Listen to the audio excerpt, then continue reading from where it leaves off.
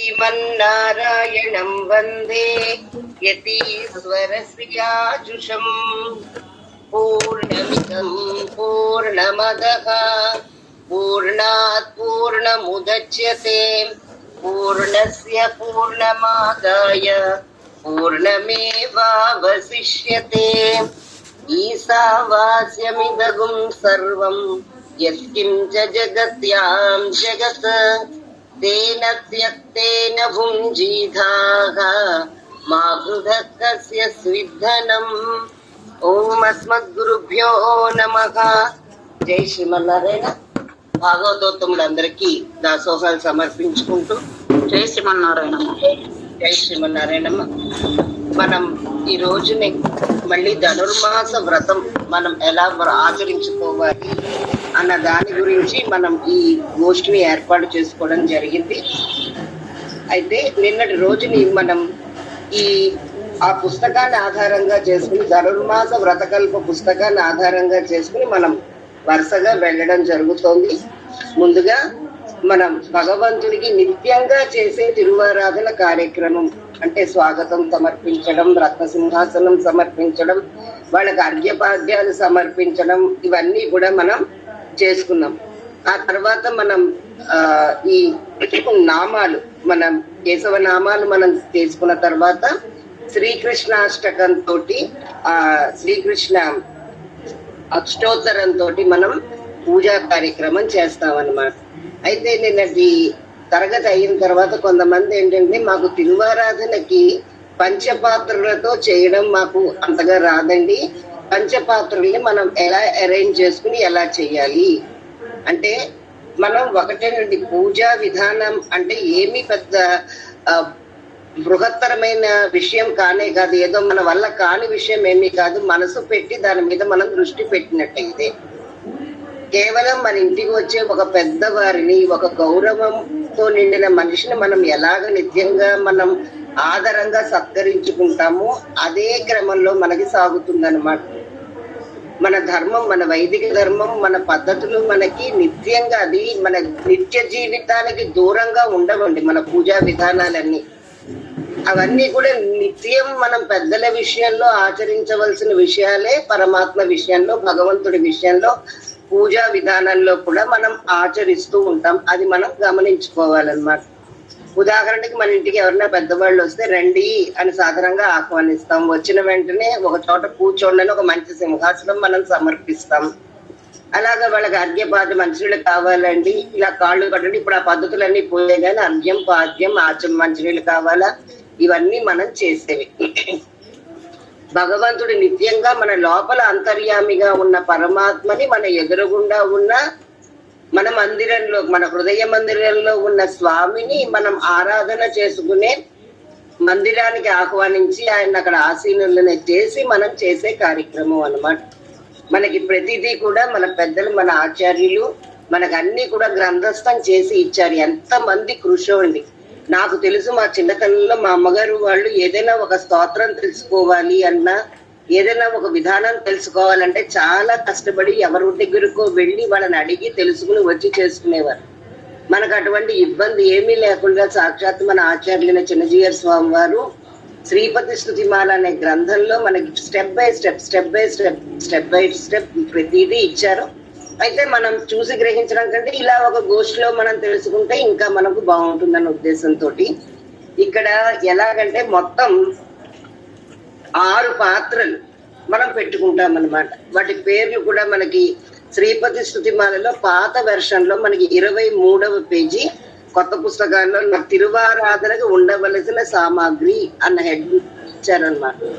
అది మనం అరేంజ్ చేసుకోవడం ఎలా ప్రాక్టికల్ గా తర్వాత చూపించినా అసలు మనం తెలుసుకోవాల్సింది ఏంటంటే, ముందరగా ఇలాగా ప్లస్ ఆకారంలో మనం అరేంజ్ చేసుకునే ఇలా 3 పాత్రలు ఒకదానికి ముందు ఇలాగా, ఇలా 2 అన్నమాట. అవి పంచపాత్రల్ని మనం పెట్టుకునే విధానం. మొదటి పాత్ర, ముందుగా ఉన్న పాత్రని పూర్ణ జల కుంభం అంటే స్నానం అది మనం సమర్పించడానికి మనం ఉపయోగించే పాత్ర, స్నాన పాత్ర అని మనం అనుకోవచ్చు. అంటే మనం స్నానం సమర్పయామి అన్నప్పుడు అందులో నీళ్లు మనం తీస్తామన్నమాట. దాని వెనకాతల అదే లైన్ లో, స్ట్రైట్ లైన్ లో స్నానానికి పాద్యానికి శుద్ధ జలం, ఈ మూడు ఒక వరుసలో మనం పెట్టుకుంటాం. ఇటు పక్కని అర్ఘ్యం, ఇటు పక్కన ఆచమనీయ పాత్రలు మనం పెట్టుకుంటాం అన్నమాట. మనం చూస్తే 5 పాత్రలు ఇలా ప్లస్ ఆకారంలో వస్తాయి. పేర్లు ఎలా ఉంటాయి? ముందరిది స్నాన పాత్ర, తర్వాత పాద్యం, తర్వాత శుద్ధ జలం, ఇటుకేసి అర్ఘ్యం, ఇటుకేసి ఆచమనీయం. అంటే ఆరాధన చేసే వాళ్ళకి ఎదురుగుండా అర్ఘ్యం, పాద్యం, ఆచమనీయం ఇలా వరుసగా వచ్చి పైన కింద స్నానము, శుద్ధ జలము అన్నది పెట్టుకుంటాం అన్నమాట. ఇక మనం చేసేటప్పుడు పూర్ణ కుంభం ఇవన్నీ ఏంటంటే ఈ మనం అర్ఘ్యం సమర్పయామి అన్నప్పుడు ఈ అర్ఘ్యం సమర్పయామి అని చేసేవాళ్ళు ఎదురుగుండా ఉన్న పాత్రలోంచి ఒకటి తీసి ఇంకొక పాత్ర పక్కన పెట్టుకుంటాం. దాని పేరు పతత్ గ్రహ పాత్ర. అంటే మనం ఆరాధన చేసినవన్నీ కూడా అందులో వేసుకుంటాం అన్నమాట. అర్ఘ్యం అని ఒకసారి సమర్పించిన తర్వాత ఈ పతత్ పాత్రలో దాన్ని పోసి మళ్ళీ శుద్ధ జలంతో శుద్ధి చేసుకుంటాం. పాద్యం అన్నప్పుడు 2 కాళ్ళు కింద మనం భావిస్తాం కనుక పాద్యం అనేది 2 సార్లు తీసి ఇందులో మళ్ళీ పద్ధతి పాత్రలో పెట్టుకుని మళ్ళీ శుద్ధ జలంతో దాన్ని శుద్ధి చేసుకుంటాం. అలాగే ఆచమనీయం, అలాగే స్నానం అన్నమాట. అంతకంటే పెద్ద కష్టమైన విషయం ఏమీ లేదు. ఎవరో నాకు నిన్న మెసేజ్ పెట్టారు, ఏమని మీరు 2 పాత్రలతోటి మేము చేసుకుంటామంటే అన్ని కలిపి ఒకదానితోటి అని.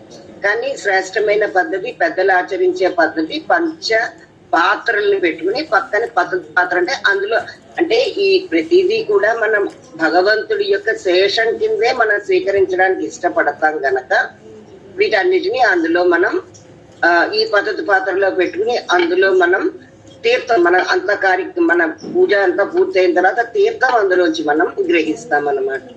అలాగే తీర్థం పొడి చేసుకునే పద్ధతి ఒకటి ఉంటుంది. ఇవన్నీ కూడా మనం తెలుసుకోవచ్చు. ఇంకా తెలుసుకోవాల్సిన విషయాలు చాలా ఉంటాయి. కానీ మనం ప్రస్తుతం ఈ ధనుర్మాస విధానం మనం ఎలా చేసుకోవాలి అన్న దాని మీద మనం ఎక్కువ దృష్టి పెడుతున్నాం కనుక నిన్నటి రోజున మనకి కృష్ణ అష్టోత్తర నామాలు అయ్యాయి కనుక ఇవాళ గోదాదేవి యొక్క అష్టోత్తర నామాలు.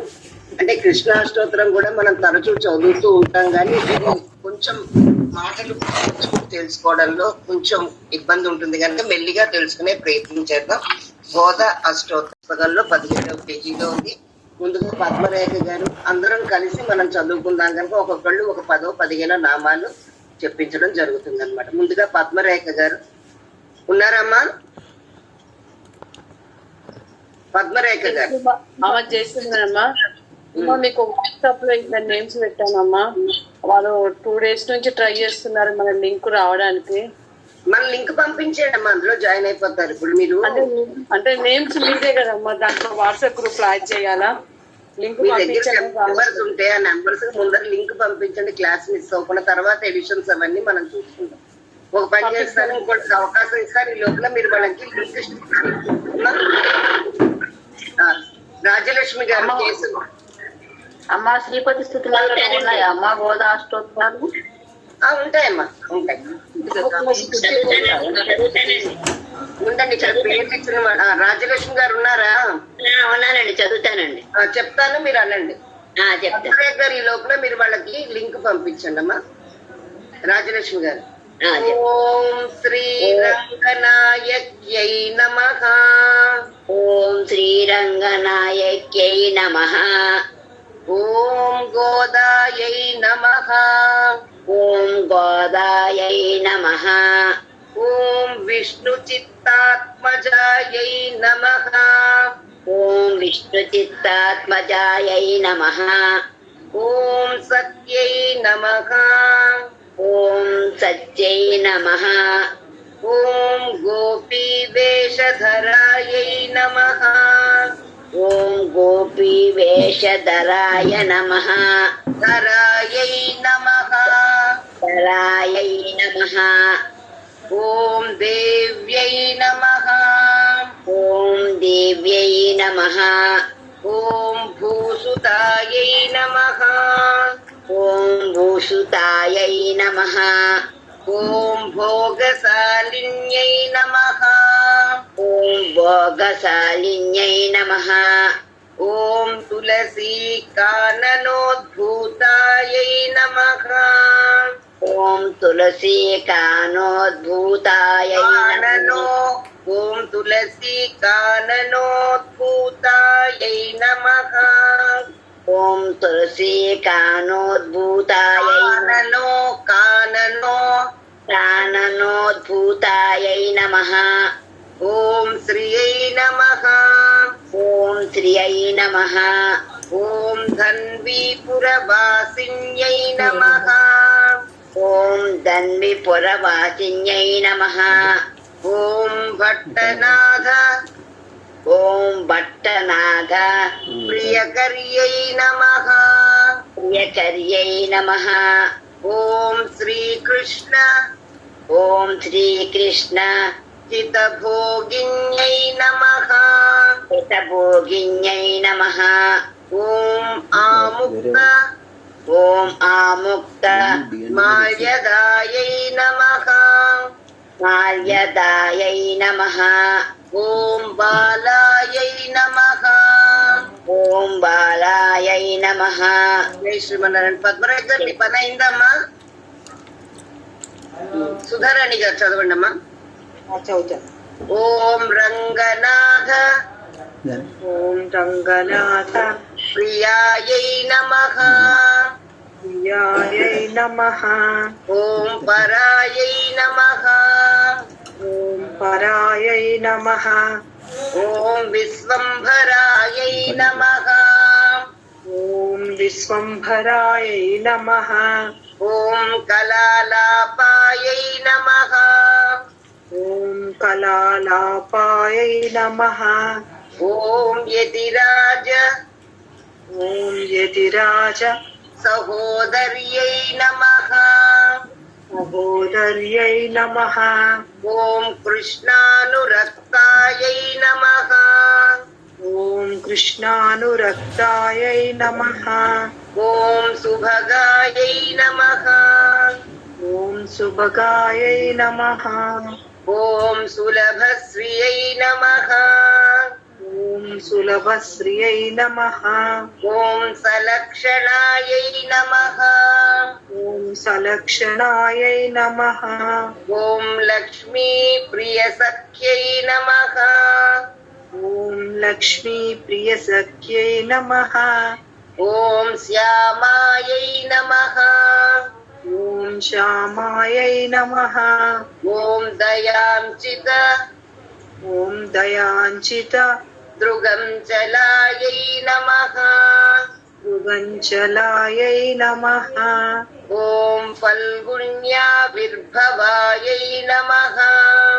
ఓం ఫల్గుణ్యావిర్భావై నమః.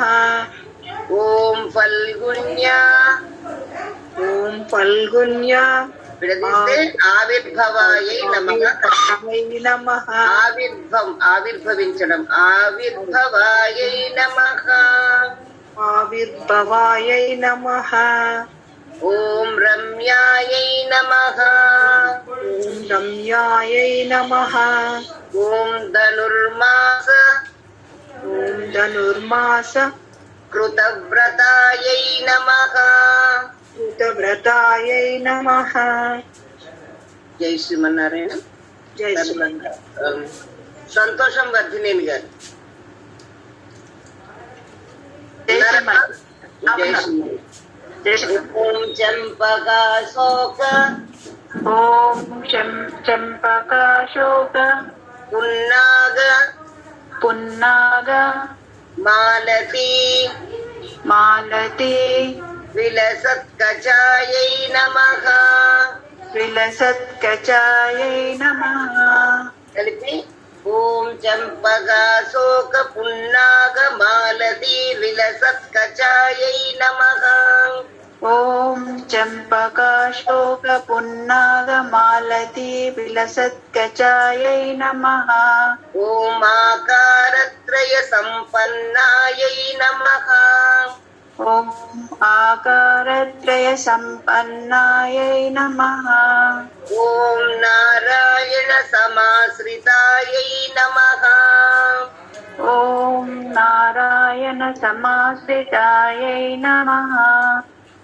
ఓం శ్రీమదష్టాక్షరీ ఓం శ్రీమదష్టాక్షరీ మంత్రరాజ మంత్రరాజ స్థితమనోరథాయై నమః. స్థితమనోరథాయై నమః. కలిపి శ్రీమదష్టాక్షరీ మంత్రరాజస్థితమనోరథాయై నమః. ఓం శ్రీమదష్టాక్షరీ మంత్రరాజస్థితమనోరథాయై నమః. ఓం మోక్షప్రదాన నిపుణాయై నమః. ఓం మోక్షప్రదాన నిపుణాయై నమః. ఓం మంత్రరత్నాధిదేవతాయై నమః. ఓం మంత్రరత్నాధిదేవతాయై నమః. ఓం బ్రహ్మణ్యాయై నమః. ఓం బ్రహ్మణ్యాయై నమః. ఓం లోకజనన్యై నమః. ఓం లోకజనన్యై నమః. ఓం లీలామానుషరూపిణ్యై నమః. ఓం లీలామానుషరూపిణ్యై నమః. ఓం బ్రహ్మజ్ఞాయై నమః. ఓం బ్రహ్మజ్ఞాయై నమః. ఓం అనుగ్రహాయై నమః. ఓం అనుగ్రహాయై నమః. ఓం మాయాయై నమః. ఓం మాయాయై నమః. ఓం సచ్చిదానంద విగ్రహాయై నమః. ఓం సచ్చిదానంద విగ్రహాయై నమః. ఓం మహాపతివ్రతాయై నమః. ఓం మహాపతివ్రతాయై నమః. ఓం విష్ణుగుణకీర్తన లోలుపాయై నమః. ఓం విష్ణుగుణకీర్తనలోలుపాయై నమః. జై శ్రీమన్నారాయణ. జై వీరకుమారి గారు చదువుతారమ్మా? అమ్మా జై శ్రీమన్నారాయణమ్మా, నేను సేవిస్తానమ్మా. రెండైతే. ఓం ప్రపన్నార్తి. ఓం అస్మద్ గురుభ్యో నమః. ఓం ప్రపన్నార్తి హరాయై నమః. హరాయే నమః. ఓం ప్రపన్నార్తి హరాయై నమః. ఓం ప్రపన్నార్తి హరాయే నమః. ఓం నిత్యాయై నమః. ఓం నిత్యాయయే నమః. ఓం వేదసౌధ విహారిణ్యై నమః. ఓం వేదసౌధ విహారిణ్యై నమః. ఓం శ్రీరంగనాథ మాణిక్య మంజర్యై నమః. ఓం శ్రీరంగనాథ మాణిక్య మంజరాయై నమః. మంజర్యై మంజర్యై నమః. నమః. ఓం మంజుభాషిణ్యై నమః. ఓం మంజుభాషిణ్యై నమః. ఓం సుగంధార్థ ఓం సుగంధార్థ గ్రంథకర్యై నమః. గ్రంథకర్యై నమః. ఓం రంగమంగళ దీపికాయై నమః. ఓం రంగమంగళ దీపికాయై నమః. ఓం ధ్వజ వజ్రాంకు ఓం ధ్వజ వజ్రాంకు శాబ్జాంక శాబ్జాంక మృదుపాద మృదుపాద తలాంచితాయై నమః. తలాంచితాయై నమః. ఓం ధ్వజ వజ్రాంకు సజ్జాంక మృదుపాద తలాంచితాయై నమః. ఓం ధ్వజ వజ్రాంకు శాబ్జాంక మృదుపాద తలాంచితాయై నమః. ఓం తారకాకార ఓం తారకాకార నఖరాయై నమః. నఖరాయై నమః. ఓం తారకాకార నఖరాయై నమః. ఓం తారకాకార నఖరాయై నమః. ఓం ప్రవాళ మృదులాంగుళ్యై నమః. ఓం ప్రవాళ మృదులాంగుల్యాయ నమః. ప్రవాళ మృదులాంగుళ్యై నమః. ప్రవాళ మృదులాంగుల్లై అంతేనమ్మా. లాంగుళ్యై అంగుళ్యై నమః. మృదులాంగుల్లై నమః.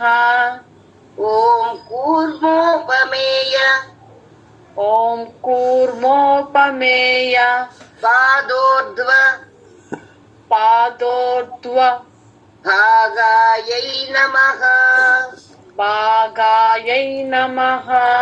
ఓం కూర్మోపమేయ పాదోర్ధ్వ భాగాయై నమః. ఓం కూర్మోపమేయ పాదోర్ధ్వ భాగాయై నమః. ఓం శోభన పార్ష్ణికాయై నమః. ఓం శోభన పార్చికాయై నమః. ఓం వేదార్థ భావ విదిత ఓం వేదార్థ భావ విదిత తత్వబోధాంగ్రి తత్వబోధాంగ్రి పంకజాయై నమః. పంకజాయై నమః. ఓం వేదార్థ భావ విదిత తత్వబోధాంగ్రి పంకజాయై నమః. ఓం వేదార్థ భావ విదిత తత్వబోధాంగ్రి పంకజాయై నమః. ఓం ఆనంద బుద్బుదాకార ఓం ఆనంద బుద్బుదాకార సుగుల్భాయై నమః. సుగుల్పాయై నమః. ఓం ఆనంద బుద్బుదాకార సుగుల్భాయై నమః. ఓం ఆనంద బుద్బుదాకార సుగుల్పాయై నమః. ఓం పరమాయై నమః. ఓం పరమాయై నమః. జై శ్రీమన్నారాయణ. మంగారెడ్డి గారు. నేను చెప్తానమ్మా. మణుకాయై నమః. ఓం అనుకాయై నమః. ఓం తేజశ్రియోజ్వల ఓం తేజశ్రియోజ్వల ధృత పాదాంగుళి ధృతపాదాంగులి సుభూషితాయై నమః. సుభూషితాయై నమః. ఓం తేజశ్రియోజ్వల ధృత పాదాంగుళి సుభూషితాయై నమః. ఓం తేజశ్రియోజ్వల ధృతపాదాంగులి సుభూషితాయై నమః. ఓం మీనకేతన తూణీర ఓం మీనకేతన తూనీర చారుజంఘా చారుజంగా విరాజితాయై నమః. విరాజితాయై నమః. ఓం మీనకేతన తూణీర చారుజంఘా విరాజితాయై నమః. ఓం మీనకేతన తూనీర చారుజంగా విరాజితాయై నమః. ఓం కుకుద్వజ్జాను ఓం కుకుద్వజ్జాను కుకుద్వజ్జాను కుకుద్వజ్జాను యుగ్మాఢ్యాయై నమః. యుగ్మాఢ్యాయై నమః. ఓం కుకుద్వజ్జాను యుగ్మాఢ్యాయై నమః. ఓం కుకుద్వజ్జాను యుగ్మాఢ్యాయై నమః. ఓం స్వర్ణరంభాభ ఓం స్వర్ణరంభావ శక్తికాయై నమః. శక్తికాయై నమః. ఓం విశాల జఘనాయై నమః. ఓం విశాల జగనాయై నమః. ఓం పీన శుశ్రోణ్యై నమః. ఓం పీనసృసోణ్యై నమః. శుశ్రోణ్యై శుశ్రోణ్యై శుశ్రోణ్యై నమః. ఓం మణిమేఖలాయై నమః. ఓం మణిమేఖలాయై నమః. ఓం ఆనందసాగరావర్త ఓం ఆనందసాగరావర్త గంభీరాంభోజ గంభీరాంబోజ నాభికాయై నమః. నాభికాయై నమః. ఓం ఆనందసాగరావర్త గంభీరాంభోజ నాభికాయై నమః. ఓం ఆనందసాగరావర్త గంభీరాంబోజ నాభికాయై నమః. ఓం భాస్వద్వళి త్రికాయై నమః. ఓం భాస్వద్వలిత్రికాయై నమః. ఓం చారు జగత్పూర్ణ మహోదర్యై నమః. ఓం చారు జగత్పూర్ణ మహోదర్యై నమః. ఓం నవమల్లీ రోమరాజ్యై నమః. ఓం నవమల్లీ రోమరాజ్యై నమః. ఓం సుధా కుంభాయస్తన్యై నమః. ఓం సుధా కుంపాయితస్తన్యై నమః. ఓం కల్పమాలా నిభభుజాయై నమః. ఓం కల్పమాలా నిబభుజాయై నమః. ఓం చంద్రఖండన కాంచితాయై నమః. ఓం చంద్రఖండన కాంచితాయై నమః. జై శ్రీమన్నారాయణ. ఝాన్సీ గారు జై శ్రీమన్నారాయణ. ఝాన్సీ గారు జై శ్రీమన్నారాయణ. ఓం సుప్రవాళాంగుళీన్యస్త ఓం సుప్రవాళాంగుళీన్యస్త మహారత్నాంగుళీయకాయై నమః. మహారత్నాంగుళీకాయై నమః. మహారత్నాంగుళీయకాయై నమః. మహారత్నాంగుళీకాయై నమః. ఈ తర్వాత యా ఉందండి. మహారత్నాంగుళీయకాయై నమః. ఓం సుప్రవాళాంగుళీన్యస్త మహారత్నాంగుళీయకాయై నమః. సుప్రవాళాంగుళీయస్త మహారత్నాంగుళీయకాయై నమః. ఓం నవారుణ ఓం నవారుణ. నవారుణ ఓం నవారుణ. ప్రవాళాభ ప్రవాళాభ పాణిదేశ పాణిదేశ సమంచితాయై నమః. సమంచితాయై నమః. ఓం నవారుణ ప్రవాళాభ పాణిదేశ సమంచితాయై నమః. ఓం నవారుణ ప్రవాళాభ పాణిదేశ సమంచితాయై నమః. ఓం కంబుకంఠ్యై నమః.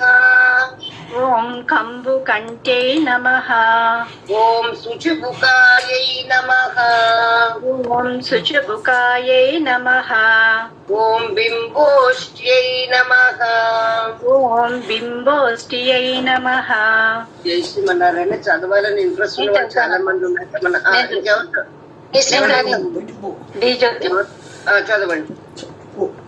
ఓం కుందదంత ఓం కుందదంత యుజే నమః. విజయ నమః. ఓం కుందదంత యుజే నమః. ఓం కుందదంత విజయ నమః. ఓం కారుణ్యరస ఓం కారుణ్యరస నిష్యంది నిష్యందే నేత్రద్వయ నేత్రద్వయ సుశోభితాయై నమః. సుశోభితాయై నమః. ఓం కారుణ్యరస నిష్యంది నేత్రద్వయ సుశోభితాయై నమః. ఓం కారుణ్యరస నిష్యంది నేత్రద్వయ సుశోభితాయై నమః. ఓం ముక్తా శుచిస్మితాయై నమః. ఓం ముక్తా శుచిస్మితాయై నమః. ఓం చారు చాంపేయ నిభనాసికాయై నమః. ఓం చారు చాంపేయ నిభనాసికాయై నమః. ఓం దర్పణాకార ఓం దర్పణాకార విపుల విపుల కపోల కపోల ద్వితయాంచితాయై నమః. వితయాంచితాయై నమః. ఓం దర్పణాకార విపుల కపోల ద్వితయాంచితాయై నమః. ఓం దర్పణాకార విపుల కపోల వితయాంచితాయై నమః. జై శ్రీమన్నారాయణ. అమరావతి పుప్పల గారు. జై శ్రీనారాయణమ్మ. ఓం అనంతార్క ఓం అనంతార్క ప్రకాశోద్యన్మణి ప్రకాశోజ్జన్మని తాటంక తాటంక శోభితాయై నమః. ఉభితాయై నమః. ఓం అనంతార్క ప్రకాశోద్యన్మణి తాటంక శోభితాయై నమః. ఓం అనంతార్క ప్రకాశోజ్జన్మని ప్రకాశోద్యన్మణి ఓం అనంతార్క ప్రకాశోజ్జన్మని తాటంక శోభితాయై నమః. ఓం కోటి సూర్యాగ్ని ఓం కోటి సూర్యాగ్ని సంకాస సంకాస నానాభూషణ నానాభూషణ భూషితాయై నమః. భూషితాయై నమః. ఓం కోటి సూర్యాగ్ని సంకాస నానాభూషణ భూషితాయై నమః. ఓం కోటి సూర్యాగ్ని సంకాస నానాభూషణ భూషితాయై నమః. ఓం సుగంధవదనాయై నమః. ఓం సుగంధవదనాయై నమః. ఓం శుభ్రువే నమః. ఓం శుభ్రువే నమః.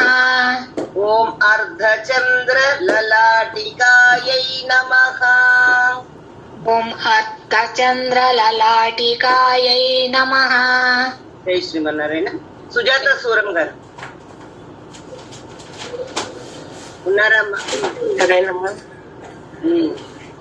ఓం పూర్ణచంద్రాననాయై నమః.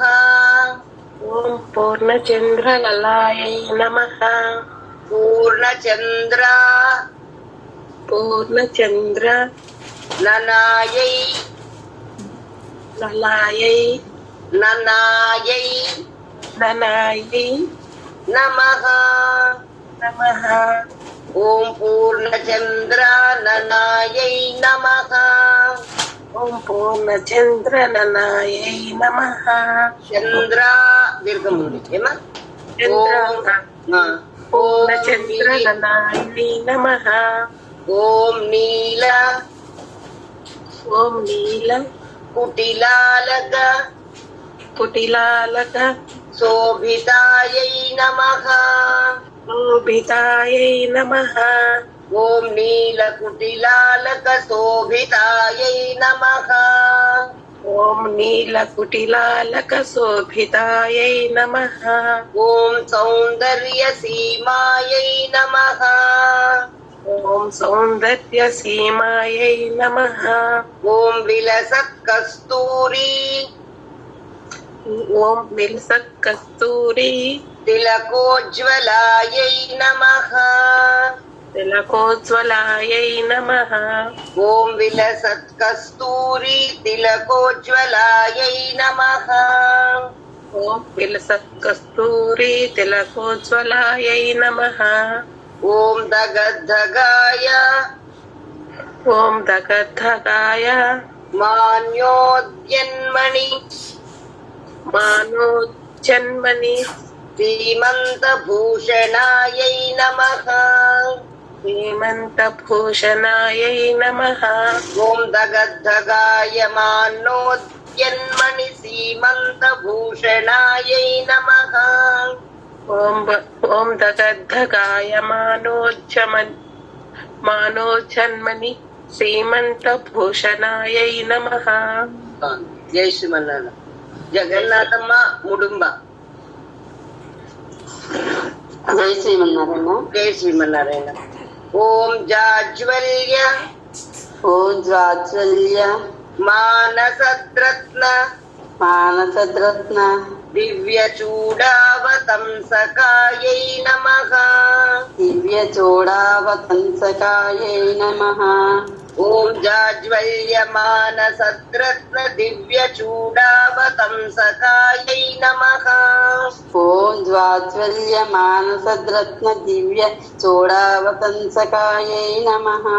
ఓం సూర్యార్ధచంద్ర ఓం సూర్యార్ధచంద్ర విలసద్భూషణాంచిత విలసద్భూషణాంచిత వేణికాయై నమః. వేణికాయై నమః. ఓం సూర్యార్ధచంద్ర విలసద్భూషణాంచిత వేణికాయై నమః. ఓం సూర్యార్ధచంద్ర విలసద్భూషణాంచిత వేణికాయై నమః. ఓం అత్యర్కానల ఓం అత్యర్కానల తేజోధి తేజోధి మణికంచుకధారిణ్యై నమః. మణికంచుకధారిణ్యై నమః. ఓం అత్యర్కానల తేజోధి మణికంచుకధారిణ్యై నమః. ఓం అత్యర్కానల తేజోధి మణికంచుకధారిణ్యై నమః.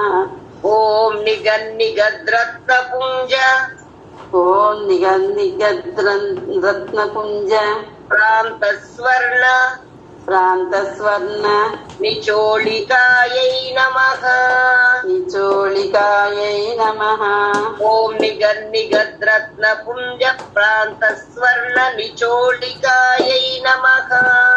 ఓం నిగద్రత్నపుంజ ప్రాంతస్వర్ణ నిచోళికాయై నమః. ఓం సద్రత్నాంచిత ఓం సద్రత్నాంచిత విద్యోత విద్యోత విద్యుత్పుంజాభ విద్యుత్పుంజాభ సాటికాయై నమః. సాటికాయై నమః. ఓం సద్రత్నాంచిత విద్యోత విద్యుత్పుంజాభ సాటికాయై నమః. ఓం సద్రత్నాంచిత విద్యోత విద్యుత్పుంజాభ సాటికాయై నమః. ధన్యవాదాలమ్మా. జై శ్రీమన్నారాయణ. శ్రీదేవి వెంకట రాహుల్ ఉన్నారమ్మా? లాస్ట్ శ్లోకం ఒకసారి చెప్పరామ్మా. జై శ్రీమన్నారాయణ అండి. ఆ, ఏదండి? సద్రత్నాంచిత విద్యోత విద్యుత్ కుంజాభ సాటికాయై నమః.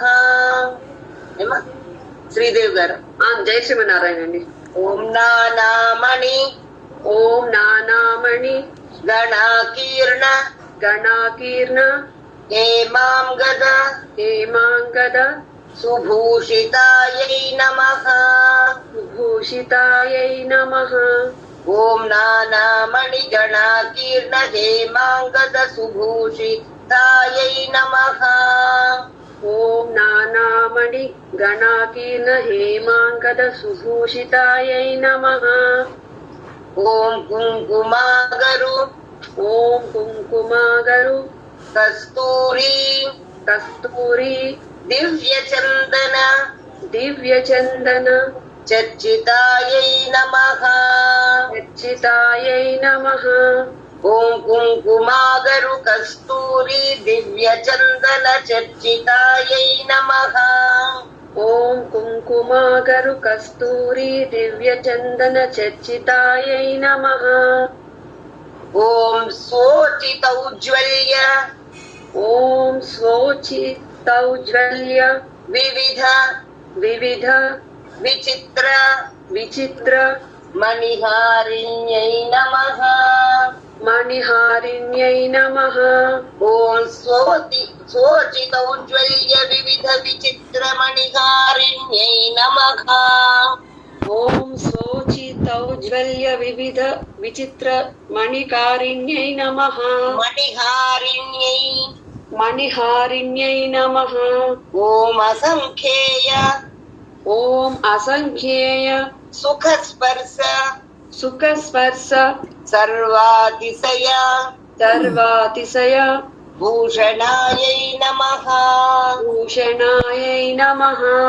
ఓం అసంఖ్యేయ సుఖస్పర్శ సర్వాతిశయ భూషణాయై నమః. ఓం అసంఖ్యేయ సుఖస్పర్శ సర్వాతిశయ భూషణాయై నమః. జై శ్రీమన్నారాయణ. 66 పేజీ. ఇంకా మలేస్తున్నాము. ఒక్క నిమిషం అమ్మ. ఓం మల్లికా పారిజాతాది పారిజాతాది దివ్య పుష్ప దివ్య పుష్ప స్రగంచితాయై నమః. ప్రపంచితాయై నమః.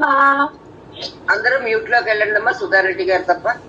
ఓం మల్లికా పారిజాతాది దివ్య పుష్ప స్రగంచితాయై నమః. ఓం మల్లికా పారిజాతాది దివ్య పుష్ప ప్రపంచితాయై నమః. ఓం శ్రీరంగ నిలయాయై నమః. ఓం శ్రీరంగ నిలయాయై నమః. ఓం పూజ్యాయై నమః. ఓం పూజ్యాయై నమః. ఓం దివ్య దేశ సుశోభితాయై నమః. ఓం దివ్య దేశ శోభితాయై నమః. గడ్డం లక్ష్మి గారు గడ్డం లక్ష్మి గారు మీరు మ్యూట్ లోకి వెళ్ళాలమ్మా, చూసుకోండి ఒకసారి. ఓం శ్రీరంగనాయక్యై నమః. ఓం శ్రీరంగనాయక్యై నమః. జై శ్రీమన్నారాయణ. మంజులత గారు, మంజులత గారు ఉన్నారమ్మా? లేదంటే జై శ్రీమన్నారాయణమ్మ. చదువుతారమ్మా? చదువుతాను. ఓం శ్రీ మహాలక్ష్మ్యై నమః. ఓం శ్రీ మహాలక్ష్మీ నమః. ఓం శ్రీ భూదేవ్యై నమః. ఓం శ్రీ భూదేవ్యే నమః. ఓం శ్రీ నీలాదేవ్యై నమః. ఓం శ్రీ నీలాదేవ్యే నమః. ఓం శ్రీ గోదాదేవ్యై నమః. ఓం శ్రీ గోదాదేవ్యే నమః. ఓం శ్రీ అనంతాయ నమః. ఓం శ్రీ అనంతాయ నమః. ఓం శ్రీ గరుడాయ నమః. ఓం శ్రీ గరుడాయ నమః. ఓం శ్రీమతే విశ్వక్సేనాయ నమః. ఓం శ్రీ విశ్వక్సేనాయ నమః. శ్రీమతే ఓం శ్రీమతే విశ్వక్సేనాయ నమః. ఓం శ్రీ పరాంకుశాయ నమః. ఓం శ్రీ పరాంకుశాయ నమః. ఓం శ్రీమతే రామానుజాయ నమః. ఓం శ్రీమతే రామానుజాయ నమః. ఓం శ్రీమద్వరవరమునయే నమః. ఓం శ్రీమద్వరమునయే నమః. శ్రీమద్వరవరమునయే, రెండు వరాలు అమ్మ. శ్రీమద్వరవరమునయే నమః. నేను చెప్తానమ్మా. జై శ్రీమన్నారాయణ. ఓం స్వాచారేభ్యో నమః. ఓం స్వాచార్యోభ్య నమః. స్వాచార్యేభ్యో ఓం స్వాచార్యేభ్య నమః. స్వాచార్యేభ్యో ఓం స్వాచార్యేభ్యో నమః. ఎందుకు కంగారు పడుతున్నారు? స్వాచార్యేభ్యో. ఓం స్వాచార్యేభ్యో నమః. ఓం పూర్వాచార్యేభ్యో నమః. ఓం పూర్వాచార్యేభ్యో నమః. ఓం సమస్త పరివారాయ ఓం సమస్త పరివారాయ సర్వ దివ్య మంగళ విగ్రహాయ సర్వమంగళ విగ్రహాయ సర్వ దివ్య సర్వదివ్యమంగళ విగ్రహాయ శ్రీమతే నారాయణాయ నమః. శ్రీమతే నారాయణాయ నమః. అంటే ఇక్కడికి మనకి అష్టోత్తరాలు పూర్తయ్యాయి అన్నమాట. కానీ స్వామివారు వెంకటేశ్వర శరణాగతి దీక్ష ఇచ్చిన రోజుల్లో స్వామివారు అయితే మనకి వెంకటేశ్వర అష్టోత్తరం కూడా ఇక్కడ కలిపి అష్టోత్తరాల్లో చదువుకోమని ఆదేశం ఇచ్చారు. శరణాగతి దీక్ష అంటే స్వామివారు మన ఆచార్యులు చిన్నజీయర్ స్వామివారు ఒకానొక సమయంలో వెంకటేశ్వర శరణాగతి దీక్ష అని ఒకటి చేయించారు అందరి చేత. అది ఇప్పుడు చేసేవాళ్ళు అందరూ ఉన్నారనమాట. ఒక కలసారి పెట్టుకుని ధనుర్మాస ప్రారంభంలోనే వెంకటేశ్వర శరణాగతి దీక్ష అని దానికి సంబంధించిన కొన్ని కథలు, కొంత ఒక ప్రతిజ్ఞ, ఒక ప్రేయర్ లాంటిది, ఒక ప్రార్థన లాంటిది ఒకటి ఇచ్చారు. అది ఇచ్చి ఈ వెంకటేశ్వర నామాలు కూడా దీంతో పాటు జత చేసుకోమని చదవమని చెప్పారు. కానీ నిజం చెప్పాలంటే అది మామూలు ధనుర్మాస దీక్ష కాకుండా అది స్వామివారు చెప్పిన విషయం. అది ఇష్టమైన వాళ్ళు అది కూడా ఆచరించవచ్చు అనమాట. ధనుర్మాస సమయంలో దీంతో పాటు ఒక కలశం పెట్టుకుని అక్కడ కలశానికి ఈ వెంకటేశ్వర నామాలతో చేసి ఒక 7 కథలు స్వామివారు ఇవ్వడం జరిగింది అనమాట. ఒక్కొక్క రోజు ఒక్కొక్క కథ చదువుతూ 7 కథల కింద ఇవ్వడం జరిగింది అనమాట. ఈ ధనుర్మాసంతో పాటు అది కూడా కలిపి చేసుకోవడం ఒక ఆనవాయితీగా సుమారు ఒక 15 సంవత్సరాల నుంచి చేస్తున్న వాళ్ళు ఉన్నారు. ఆ సమయంలో స్వామివారు ఒక ఎల్లో కలర్ అంటే పసుపు రంగు వస్త్రం, దానికి వెంకటేశాయ నమః వెంకటేశాయ నమః అని దానికి ఒక డ్రెస్ కోడ్ కూడా పెట్టడం జరిగింది. అది ఆచరించే వాళ్ళు ఇప్పటికీ ఆచరిస్తున్నారు అన్నమాట. అయితే ఇప్పుడు మనం ధనుర్మాస విషయం గురించే మనం మాట్లాడుతున్నాం గనక ఇక్కడతోటి ఒక పార్ట్ ఆఫ్ ధనుర్మాస వ్రతం పూర్తయిందనమాట. ఈ నామాలు గనక మనం చదివి అష్టోత్తర పూజలు మనం చేసిన తర్వాత, ఇది అయిన తర్వాత ధూపం అంటే మన అగరబత్తులు అవి ధూపం ఇస్తాము. చక్కర పరిమళం కలిగిన అగరబత్తులు. దీనికి స్వామివారు చెప్తారు అగరబత్తులు ఇచ్చేటప్పుడు వాటికి పొగ తక్కువగా ఉండాలి, పరిమళం ఎక్కువగా ఉండాలి. అటువంటి అగరబత్తులు మనం ఇస్తాము. దీపం చూపిస్తాం. శుద్ధ ఆచమనీయం సమర్పయామి అన్న తర్వాత ఇక్కడ ముందర ఒక ప్రసాదాన్ని మనం నైవేద్యం చేస్తాం అన్నమాట. అంటే ప్రసాదాలు అంటే ఇవన్నీ కూడా మన పెద్దలు ఒక నియమం ప్రకారం పెట్టినవి కనుక మనం చక్కగా ధనుర్మాసం చేసుకునేటప్పుడు ఈ నియమాలన్నీ మనం పాటించాలి. ఇక్కడ పెట్టే ప్రసాదం ప్రతిరోజు మనం కట్టు పొంగలి మనం ఆగింపు చేస్తాం ఈ స్టేజ్ లో అన్నమాట.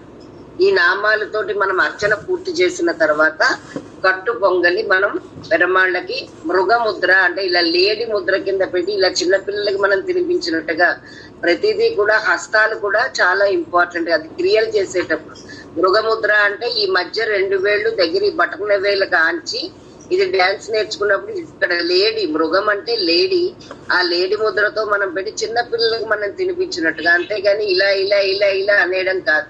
ఈ మృగముద్రతోటి చిన్న చిన్న ముద్దలుగా స్వామికి మనం ఆరగింపు పెడతాం. ఇవన్నీ చాలా ముఖ్యమైనవి అన్నమాట. పుష్పాలు మనం అష్టోత్తరం చేసినప్పుడు మనం పుష్పాలు సమర్పిస్తూ ఉంటాం.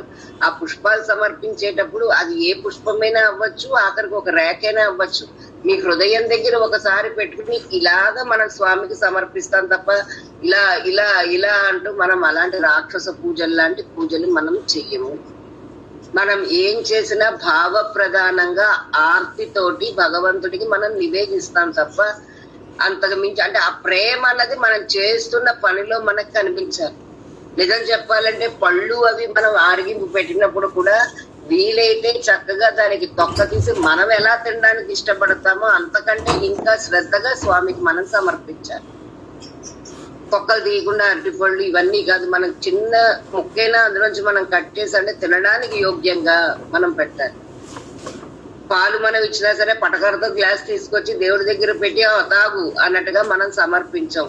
నిజంగా శ్రద్ధ కలిగినప్పుడు మనం ఎలా స్వీకరించడానికి ఇష్టపడతామో అంతకంటే యోగ్యంగా స్వామికి మనం సమర్పించడానికి ప్రయత్నం చేయాలి.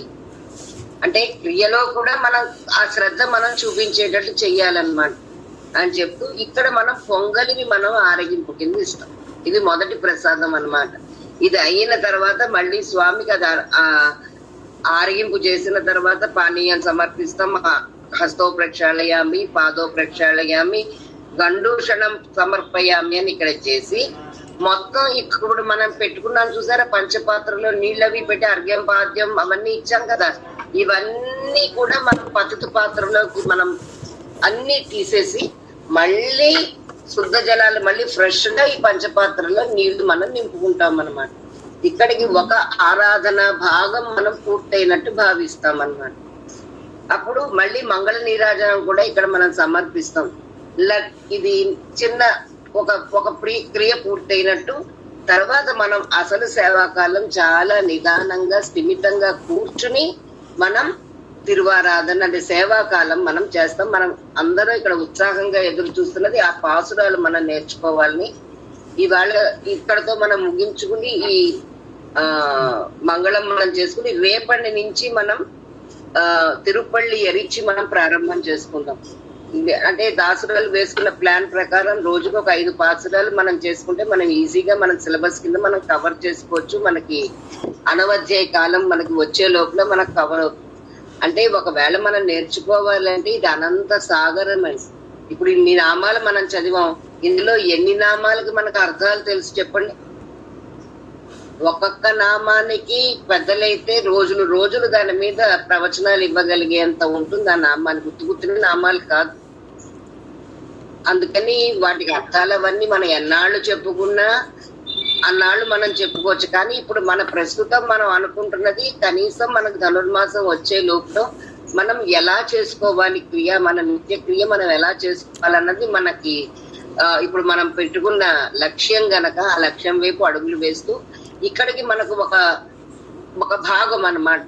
ధనుర్మాస వ్రతంలో ఒక భాగం పూర్తయింది. ఇక సేవాకాల భాగం తిరుపల్లి ఎరిచి తిరుప్పావై అవి ఒక 5 పాసురాలు చొప్పున మనం తిరుపల్లి ఎరిచి చిన్నదైనా సరే కొంచెం టంగ్ ట్విస్టర్ లాగా ఉంటుంది. 10 అవి 30 మొత్తం 40. ఆ 40 అంటే రోజుకి మనం 3 నుంచి 5 దాకా మనం కవర్ చేసుకోగలిగితే తర్వాత ప్రాక్టీసుల మీద మనకి ఎంతవరకు అన్నది మనం చూసుకోవచ్చు. ఇక్కడ మంగళ నీరాజనం మనం ఇది కూడా ఎవరైనా మనం చెప్పుకుంటే బాగుంటుంది. ఇక్కడ బిందు స్వర్ణ గారు ఉన్నారండి? ఉన్నానండి. జై శ్రీమన్నారాయణ. మంగళ నీరాజనం చెప్తాను. లక్ష్మీ చరణ లాక్షాంక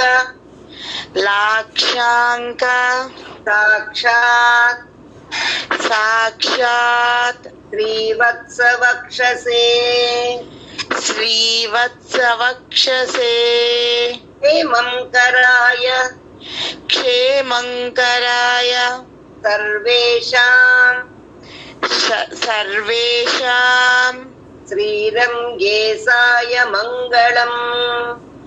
శ్రీరంగేశాయ మంగళం లక్ష్మీ చరణలాక్షాంక సాక్షాత్ శ్రీవత్సవక్షసే క్షేమం కరాయ సర్వేషాం శ్రీరంగేశాయ మంగళం. లక్ష్మీ చరణలాకాంక్ష సాక్షాత్ కాదమ్మ లాక్షాంక సాక్షాత్ శ్రీవత్సవక్షసే క్షేమాంకరాయ సర్వేషాం శ్రీరంగేశాయ మంగళం. జై శ్రీమన్నారాయణ. బొద్దు రక్షిస్తున్నారండి, ఉన్నారా? లేకపోతే భోగవరపు లక్ష్మి గారు, ఇద్దరులో ఎవరో ఒకళ్ళు ఉన్నారమ్మా? సరే,